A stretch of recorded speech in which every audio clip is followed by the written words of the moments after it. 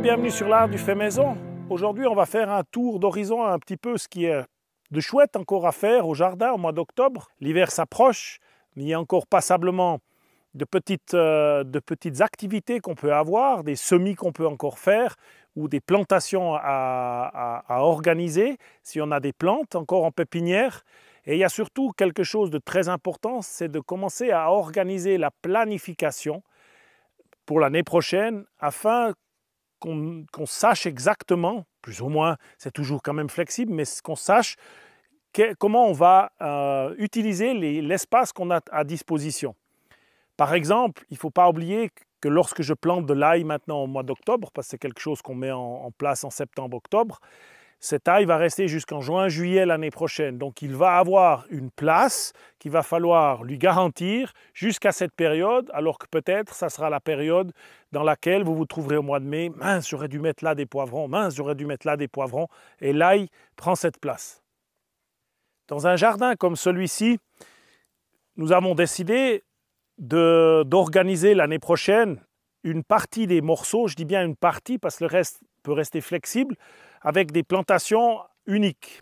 Pourquoi? Parce que ça va faciliter leur culture en ce qui concerne donc une planche. Si moi, par exemple, celle-ci, c'est décidé que ce sera des tomates Roma de là-bas à là, sur ces 12 mètres, parce que ça va faciliter la culture de la tomate, la protection, le paillage du sol et le maintien. Une autre parcelle, ce sera peut-être des tomates qui sont indéterminées, style la beefsteak, où il va falloir faire des structures pour lui permettre de grimper.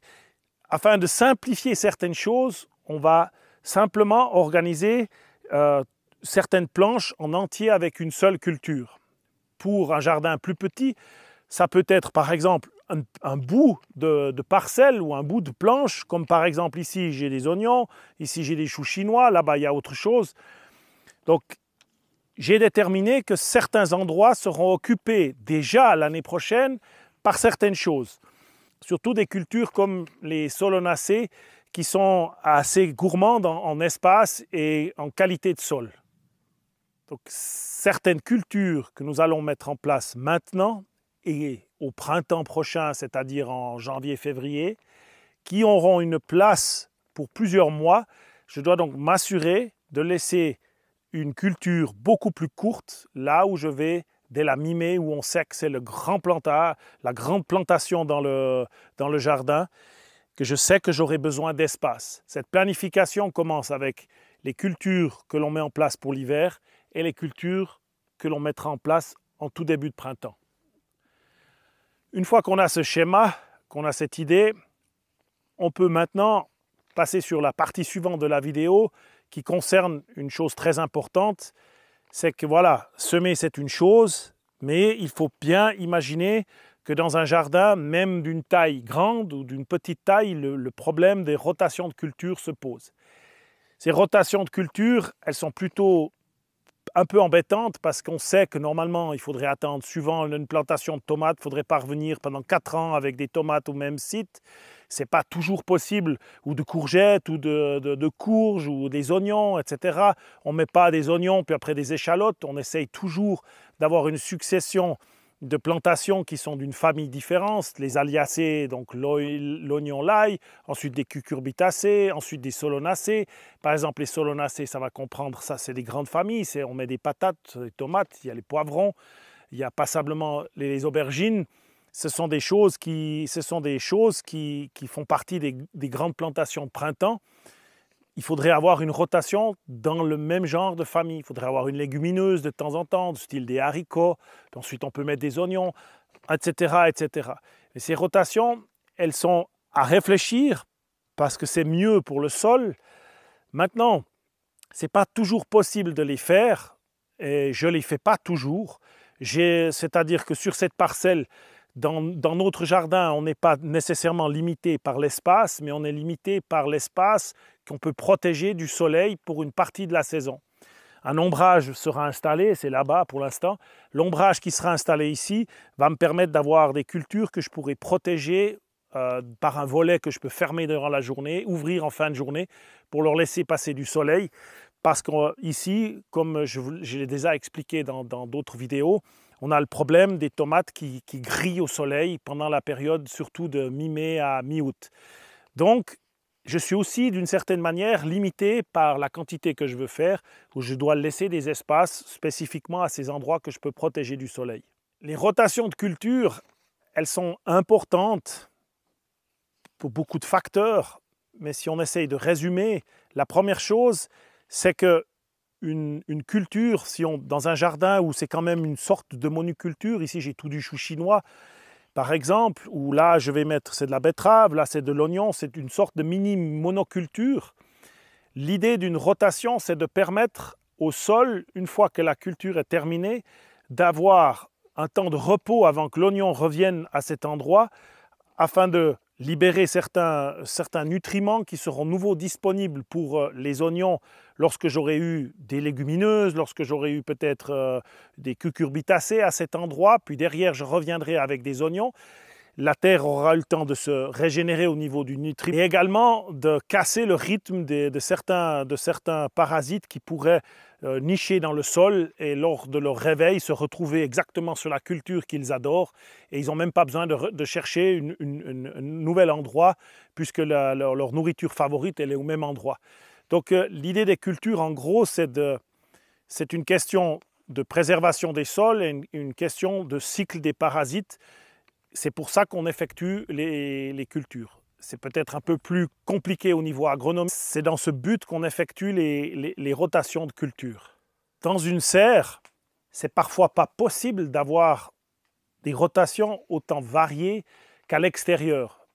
Souvent, les serres, c'est quand même des endroits restreints où on a une culture plutôt intensive, on essaie d'avoir 3 ou 4 cultures à la saison, on installe quelque chose pour l'hiver, on installe très tôt des cultures au printemps, et quand c'est la saison des tomates, généralement on les installe là où les supports sont déjà faits pour les tomates. On va éviter de les mettre au bord, on va les mettre là où on a de l'espace en hauteur. Donc la rotation n'est pas toujours évidente dans une serre, même si j'ai des barres en bois qui me permettent de les déplacer. Je vais me retrouver de toute manière avec il y a tomates, mais il y a aussi les poivrons, les piments. Il y a de toute manière quelque chose qui va se retrouver là où était déjà probablement une solanacée l'année d'avant.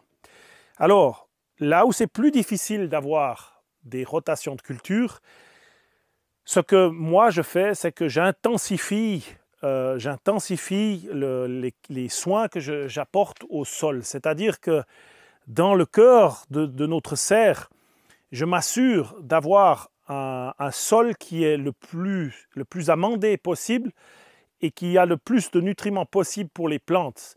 Ça me permet de cette manière d'avoir justement le problème des nutriments qui soit plus ou moins réglé. C'est-à-dire, je fais pour avoir un sol vivant, je fais pour avoir un sol riche et j'ai mis le paquet dans cette serre depuis 2 ans qu'on l'a.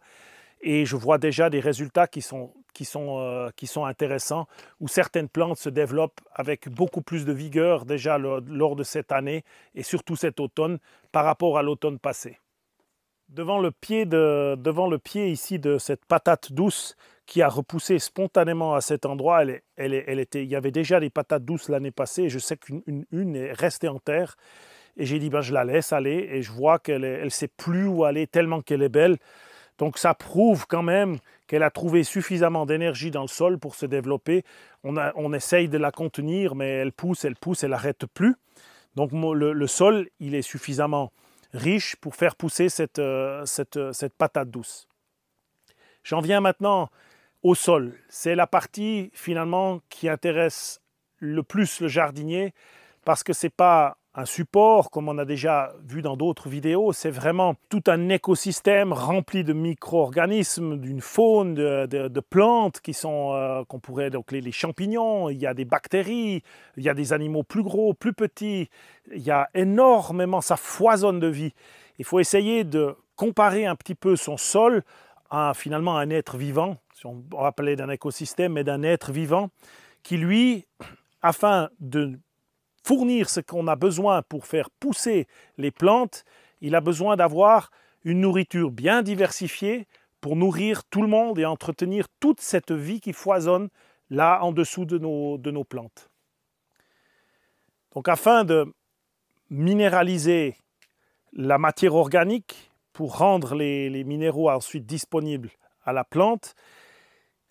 On a besoin d'avoir un sol qui a une activité qui est complète, c'est-à-dire qu'on n'ait pas trop de déséquilibre, c'est-à-dire par exemple si je fais un apport massif de fumier, je vais avoir une explosion de bactéries. Si c'est temporaire, ce n'est pas grave, ça va se rétablir. Mais si je fais que d'apporter du lisier liquide, sans jamais apporter de matière carbonée, il va me manquer d'une certaine manière des champignons, d'autres organismes qui auraient besoin de matière carbonée. Donc l'idée d'un sol, c'est d'avoir une nourriture bien équilibrée pour qu'il soit réactif et qu'il soit fonctionnel d'une façon optimale. On pourrait dire que cette vidéo peut s'appliquer aussi très bien, par exemple, à la période de fin août, de septembre et d'octobre, parce que c'est clair que suivant où on se trouve, à cette période de l'année, on commence vraiment à installer les plantes pour l'hiver. Dans notre cas ici au centre du Portugal, ça s'est fait courant septembre, fin août, surtout courant septembre. Et parfois, plus au nord, déjà fin août, on commence à dire, voilà, les tomates vont gentiment s'arrêter, qu'est-ce que je mets? Donc cette succession de plantations s'intensifie en automne, mais c'est maintenant, parce que la matière organique va gentiment être aussi disponible, qu'on va intensifier la manière dont on va s'occuper du sol pour l'hiver et pour le printemps prochain. Non. La seule chose qu'on peut faire de faux pendant l'hiver, c'est de laisser son jardin avec un sol à nu. Ici, il y a l'exemple parfait de ce morceau de cette parcelle qui n'était pas supposée être cultivée. En fait, je n'ai jamais su exactement ce que j'allais faire. Je sors de mon jardin. Des fois, je suis un petit peu tatillon quand même. J'ai décidé de mettre une culture l'année prochaine et qu'il fasse définitivement partie de mon jardin. L'année prochaine, ça sera du melon. Je l'ai préparé. Il faut aussi dire qu'on n'a pas encore vu la pluie réellement depuis 15 semaines maintenant. Elle est attendue pour ce week-end. Donc, une fois qu'on va avoir la pluie, ce que j'ai fait aujourd'hui, c'est que j'ai installé un engrais vert, enfin plusieurs variétés d'engrais verts, c'est-à-dire surtout de l'avoine et puis une légumineuse là-dedans. Ça s'appelle du lupin en français, qui vont s'installer et couvrir mon sol pendant l'hiver. Non seulement ils vont le couvrir, et ils vont également aussi structurer mon sol et commencer à le préparer pour la plantation de melons que je veux faire ici l'année prochaine. Donc l'engrais vert est une culture que l'on va mettre en place durant la période automnale, qui va passer l'hiver.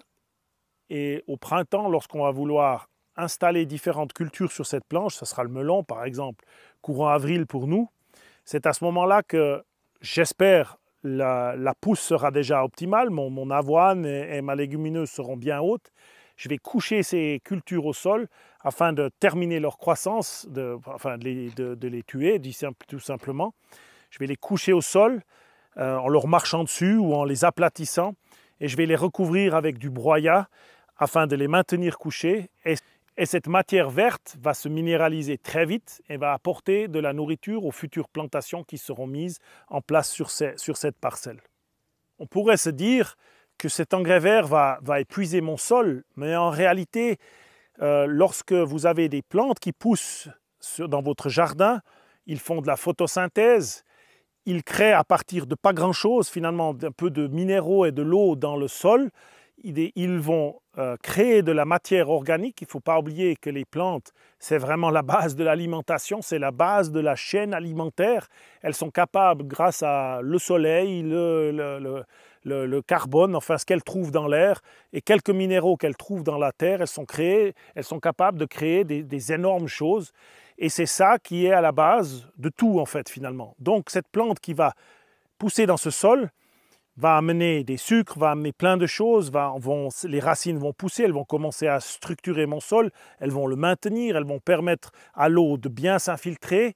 Et cette matière organique qui va pousser dans la hauteur, quand je vais la coucher au sol, elle va se dégrader et elle va se minéraliser et elle va redonner à la plante les minéraux qu'elle aura prises, plus d'autres choses, plus la matière organique qui va créer plus de minéraux, etc., etc. Et c'est un cycle qui me permet d'enrichir mon sol. Maintenant, un engrais vert, c'est une chose, mais le chou pourrait faire exactement la même chose.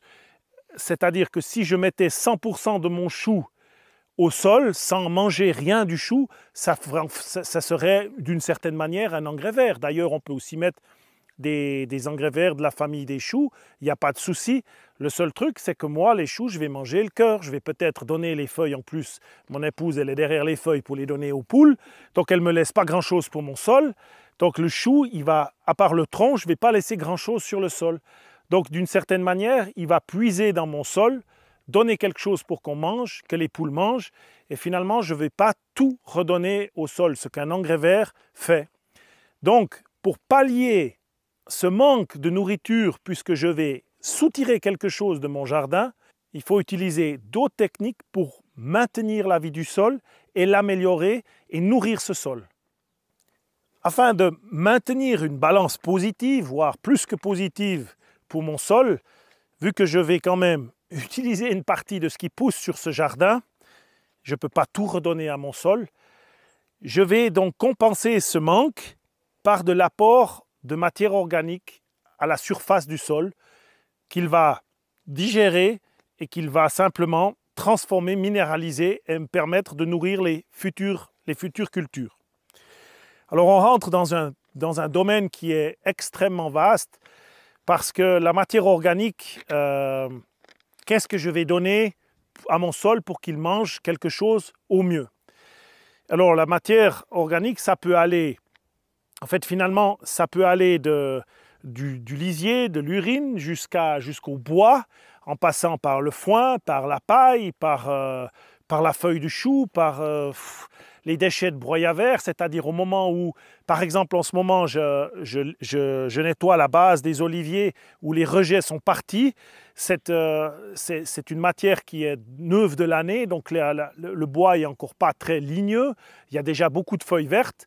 Ça serait quelque chose que je considérerais un peu comme du broyat à verre. Et toute cette matière organique, toutes ces matières organiques, elles peuvent être classées selon leur composition entre le carbone et l'azote.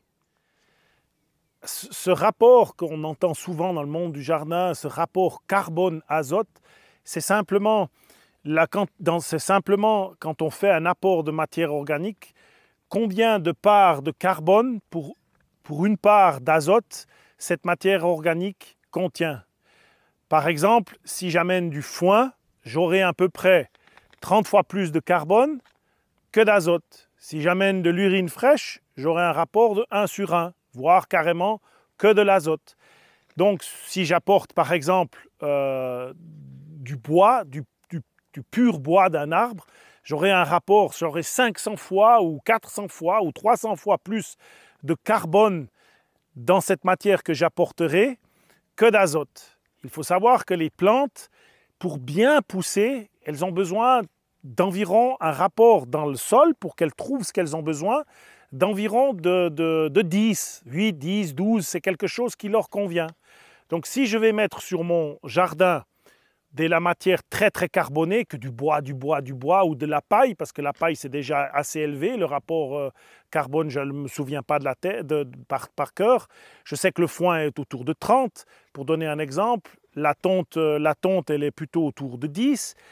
Donc si je reviens au fait que je viens apporter quelque chose de très carboné, mon sol, je vais lui apporter beaucoup d'énergie pour le futur, je vais lui apporter beaucoup de travail, ça va donner du travail à beaucoup de monde, mais il va avoir besoin de beaucoup de temps, la vie du sol va avoir besoin de beaucoup de temps pour transformer ce bois en une matière qui va être assimilable par les plantes.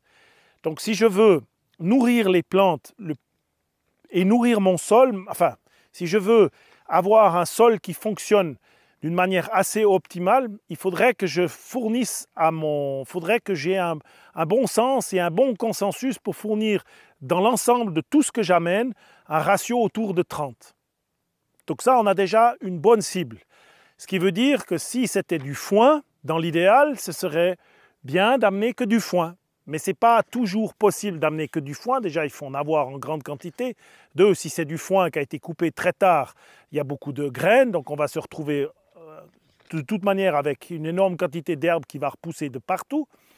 Donc pour ma part, l'idée c'est d'apporter, en fait, quand j'apporte de la matière organique, je vais essayer d'avoir un mélange de faire une mixture de quelque chose qui se trouve autour de 30.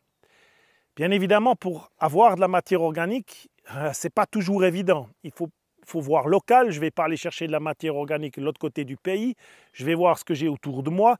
Alors la première chose, c'est les déchets de mes légumes. Si je peux les garder sans que mon épouse mette la main dessus, je les laisse au sol.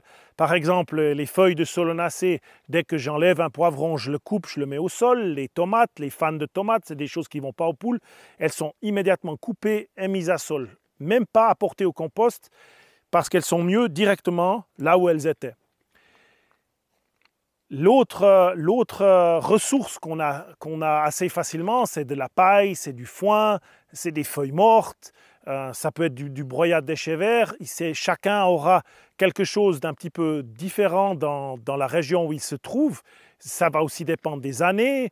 Qu'est-ce qui est plus disponible pour les agriculteurs? Est-ce qu'ils ont fait beaucoup de paille, pas de paille? Est-ce qu'ils sont d'accord de vous en vendre un peu? Ou est-ce que vous avez simplement une parcelle où vous pouvez laisser de l'herbe pousser et la couper juste avant que les fleurs s'épanouissent en graines, donc faire un foin avec ça. C'est notre cas où j'ai une grande partie de l'espace où l'herbe pousse et je peux la couper une fois au printemps, poser ça sur le sol et j'amène quelque chose qui est autour de 30, déjà comme ça, où je vais avoir les déchets de taille des oliviers, qui est un mélange entre feuilles et branches, qui sera un peu plus carboné que le foin.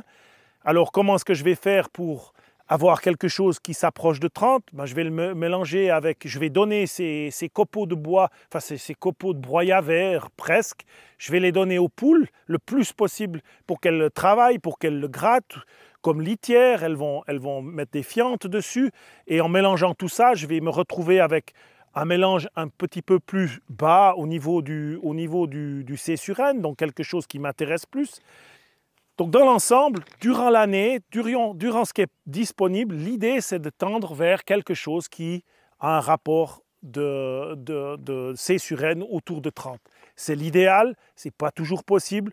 Je n'ai pas une supervision pour savoir exactement ce que je mets au sol, mais je vois que ça fonctionne. Maintenant, si vous apportez énormément de matière carbonée, ce que je faisais peut-être avec le retour, avec le recul, ce que je faisais peut-être trop dans mon jardin précédent en Suisse, j'apportais trop de matière carbonée, beaucoup de feuilles mortes, du broyat, parce que j'avais beaucoup de broyat qu'on me donnait. Finalement, si vous faites que ce genre d'apport très carboné, vous risquez d'avoir un sol qui va moins bien se structurer, d'avoir une vie, c'est ce que je vous expliquais avant, vous allez avoir un déséquilibre entre les champignons et les bactéries, donc si c'est très carboné, vous aurez plutôt énormément de champignons qui se développent sur votre sol et vous aurez peut-être moins de vers de terre, ça va peut-être donner quelque chose qui est assez sec comme substance en me rappelant, c'est ce que j'avais à certains endroits. À ce moment-là, vous avez une vie dans le sol qui va être moins bien équilibrée et qui va moins facilement structurer votre sol et vous permettre d'avoir un vrai sol actif et vivant. Je rigole parce que mon épouse me fait elle me dit « mais c'était long, mais si vous avez eu la patience de m'écouter, c'est simplement avoir un bon sens pour se représenter qu'est-ce qui est le mieux pour nourrir son sol par le dessus, pour nourrir la vie du sol, c'est d'avoir quelque chose un bon mélange, quelque chose qui va bien, qui nourrit tout le monde. C'est ça l'idée. Vous retrouverez sur Internet assez facilement les tabelles qui vous donnent les rapports C sur N. Vous tapez rapport C sur N sur Internet et immédiatement ça vient. Et vous pourrez vous inspirer. C'est la même chose si vous regardez comment faire. Alors tiens, on peut parler de compost dans une culture intensive dans la serre. Si vous avez la possibilité de faire beaucoup de compost en dehors de votre jardin, en dehors de la saison, dans la serre, c'est idéal d'apporter du compost parce que c'est directement assimilable par les plantes. Ça a un rapport intéressant, le compost, on n'en a pas parlé, c'est autour de 10-12 comme ça. Et c'est quelque chose que lorsqu'on fait des cultures intensives, si on peut mettre 3-4 cm chaque année d'un bon compost, ça va bien fonctionner dans les cultures. Mais vous imaginez bien que pour des surfaces de 1000 m², ça commence à faire énormément de compost à faire. Il faut s'organiser ou de compost à acheter, ce qui n'est pas bon marché. Alors, qu'est-ce qu'on peut maintenant encore semer? Donc, on peut semer des engrais verts, on peut, pour les régions où il ne va pas geler trop fort pendant l'hiver, installer des petits pois, des fèves. C'est le bon moment de les mettre en terre maintenant, octobre, novembre. L'ail, c'est important de le mettre en sol si vous avez. Si vous avez peur qu'il est trop froid, couvrez-le un petit peu, il aura moins froid, le sol va moins geler. Vous plantez des salades, des variétés adaptées pour la saison. Une chose que vous pouvez encore mettre, par exemple, sous serre, suivant où vous êtes, ce sont des légumes asiatiques comme les choux chinois. C'est très rapide. Si le climat est un petit peu plus clément, vous pouvez les mettre encore dehors, les choux chinois. Vous pouvez installer surtout maintenant les pok choy, je ne sais plus exactement tous les noms qu'on lui donne, tatsoi. Enfin, c'est ce genre de... Regardez, le pok choy, je connais. C'est quelque chose qui supporte le froid, qui grandit vite, qui est bon à manger. Vous pouvez installer encore les moutardes asiatiques qu'on peut faire, des sortes de mescloun. On peut faire des mélanges avec la salade. Vous pouvez encore, je regarde ma liste, évidemment semer encore de l'épinard. Alors si vous êtes aussi très au froid, c'est peut-être un peu tard pour mettre l'épinard, mais dans la plupart des climats au sud de la France, on peut encore semer. C'est le moment de mettre de l'épinard par exemple, ou mettez-le sous serre. Si vous avez un petit endroit, mettez quelques épinards. Vous pouvez mettre de la côte de bête, il y a encore certaines choses, ça commence à devenir délicat, mais pourquoi pas si votre climat est clément. Les radis, le daikon. Alors le radis normal, le radis géant daikon, si vous n'avez jamais essayé, c'est un radis qui n'a pas beaucoup de goût, mais fermenté, c'est exceptionnel. Lacto-fermenté, c'est exceptionnel. Ça produit d'énormes racines et c'est super. Alors soit vous lacto-fermentez, vous le mangez. Si vous avez des poules, après la lacto-fermentation, elles vont adorer ça. Voilà, ça c'est encore possible. Et puis, j'ai gentiment fait le tour. C'est clair que ça se limite maintenant à certaines choses. Vous pourriez encore, par exemple, semer en partie du persil si vous voulez vous prendre un peu d'avance pour l'année prochaine. Mais je vous conseillerais plutôt dans un endroit abrité pour le persil. Il va supporter, mais il ne va pas grandir beaucoup s'il n'a pas de chaleur. Et puis voilà, l'hiver approche. Et puis, j'espère que vous avez installé déjà beaucoup de cultures pour l'hiver. C'est comme ça qu'on va manger des bonnes choses tout au long de l'hiver. Donc, en conclusion, pensez à votre sol, c'est quelque chose qui doit être protégé, bien entretenu pendant l'hiver, il faut le câliner, c'est important, il y a de la vie là-dessous. Et d'ici là, j'espère que vous avez des belles cultures qui vont encore profiter, si on a encore un peu de chaleur, de pouvoir bien grandir et vous préparer des tas de bonnes choses pour cet hiver. Et d'ici là, à tout bientôt, au revoir, bonne semaine.